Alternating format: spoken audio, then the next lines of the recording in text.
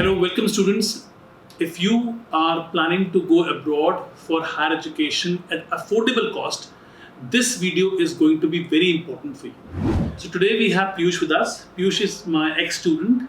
Basically, Piyush has gone to Latvia and he just came back. He's doing his master degree.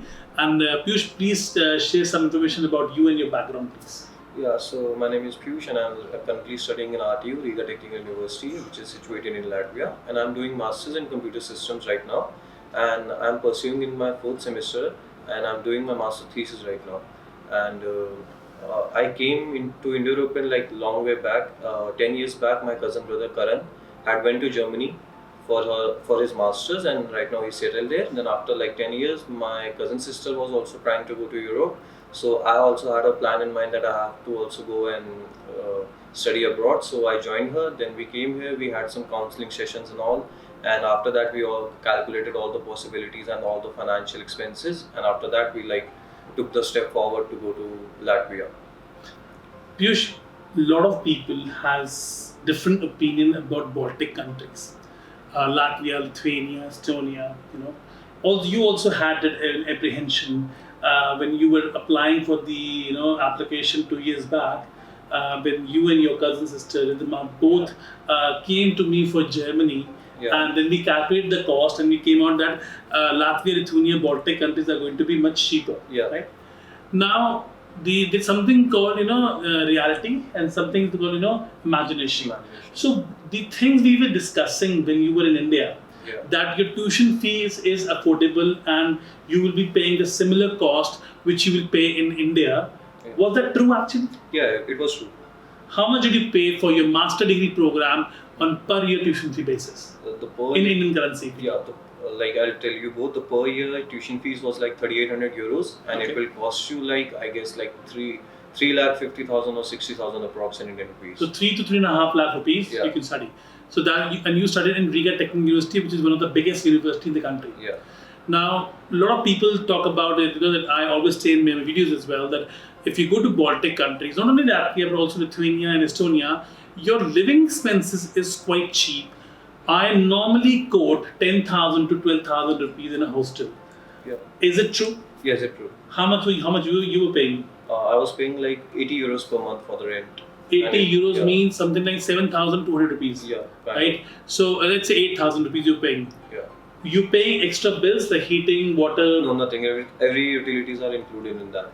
So in 8,000 rupees? I just need to pay 8,000 rupees for the accommodation. Okay, and this includes all the bills? All the bills, yeah. Electricity. I believe that this is, as I always say, that to get a PG also in New Delhi in a decent location, you can't get for 8,000 with the bills. Yeah, right. You can't. So basically, tuition fee and living cost I have discussed initially, because I think this is the very crucial part of the conversation. Because when we talk about studying abroad, the first thing which comes is the cost involved in that. Because if you go to Canada, Australia, New Zealand, or even some European countries, the tuition fees is up to 10,000 euros to 15,000 euros, like we say in France. It's the same program. Now, let's say costing we have discussed. Okay. Let's talk about your overall experience, because now you have decided that you come back to India and you want to stay back in India. Yeah. Now, why do you want to come back to India? Normally people go abroad, and they want to settle down. So what is your reason to come back? I just wanted to explore my possible solution, like outcomes of what. So I just wanted to like go abroad and study for a while, so that I don't have regret in my life further that I haven't been to abroad or something like that. Okay. And like while I was living there, so yeah, you have to like sacrifice a lot, like your social life and all. Your friends are here in India if you are born and brought up here. So you have to like sacrifice your family and all, but I'm not that type of guy. I need to be with my family, so that's why. So family is the reason. Yeah. Okay, but in Latvia or in mostly European countries, you get a stay back option also. Yes. For 1 year. Yeah. So even in Latvia they have 1 year. Am I right? Yes. Okay. So you have studied there. How was the Riga Technical University experience as a student? It was really good. Riga Technical University is a really good university. All the professors are really helpful there. They'll help you with all the difficulties you are facing. You just need to give them an emails and they'll reply you like within, I guess, less than half an hour they'll reply you with a possible solution that you can get for your problem. And the studies was good, and everything is basically everything is really good there. So when we talk about degree evaluation or recognition, you have a degree from Latvia, which is a European Union country. Yes. Now this degree is basically valid across the world, or it's only valid in Europe? No, all over the world. Okay. If I go to Germany, will my degree be different than in this degree, or it will be same EU degree? It will be counted as an EU degree only. Okay. Yeah. So basically, students, doesn't matter which Schengen country you go, if you have a degree which is validated from any European country, which is a degree issued by a public university, it has the same weightage. Doesn't matter public or private, you will have the same value to the degree, right? So Latvia, Lithuania, Germany, Sweden, a master's degree for 2 years, which in your case was 2 years, it's going to be 120 ECTS points, which is European credit transfer points. So, which means that the 120 ECTS you have acquired in your master's degree program. When we come to the student, how about the labs and how about the other activities available in Riga Tech University? They are really good. Like in Riga Technical University, if you study any course, they'll provide you with more practical works and less theory works. So they basically focus on more practical things. So you will be provided with everything, like every lab you need, or every computer you need, or everything you need for your studies. They'll provide you with that, and they don't give any problems to you. Like they won't provide you or something like that. Everything is good there. They'll provide you with everything you want. So you will say the facilities are very good. Yeah. Okay. In terms of students who are coming from India, we have a lot of students who go from India. Is there a good nationality mix also, or it's only Indian students, or you have students from other part of the world also coming? No. You have students coming from all over the world. There are different students from different countries. Okay. You can interact with them. You can make friends. You can be friends with them and everything. Because a lot of students say, I don't want to go to a university which has only Indian students. Like in Canada, there's a lot of Indian students in each college, and universities also, but more in the colleges. So here you find a good mix. Yeah. So education point of view, Riga Technical University is satisfactory. You're satisfied with the education. Yeah, I'm the satisfied. Amount of money you have spent, because it's very important. We have spent 3.5 lakh rupees. Yeah. So we cannot compare it with MIT. Yeah, right? Definitely. We have not gone to US. We have gone to Latvia, which is a good Schengen country, which is an affordable country. Yeah. Other than your living expenses, let's say a student wants to live a student life in Latvia, how much money he needs per month for his food, for his accommodation, and let's say a small, bits and bits here and there shopping. How much money do you think is good enough? I guess it depends on personal needs, but I will tell you that if you are living a basic life, you are getting everything like food and accommodation to your fulfill needs, then maybe 300 euros is more than sufficient for you. Okay, so in this all this can be covered. Yeah. Great. Now, a most important question when people ask me, can I do part-time job in Latvia? So, of course, bachelor student can do 20 hours job, Yeah, 20 hours. and master students are allowed to work full-time. Full-time, yeah. Is this actually true? Yeah, it is true, because I was working there while I was studying. Okay. So I was working in a company in Evolution Gaming, and I used to work for the whole night, and in the day I used to attend my classes, and then in the night again I used to work for the whole night. So it was 4 days work, 2 days off, 4 days work, 2 days off. Okay. So we can work full time there, master students. There is no problem in that. Master and PhD both. Yeah, PhD both. Yeah. So as a student, you were working full time. What was the wages you were earning per month after all taxes? Cutting down the taxes. Yeah.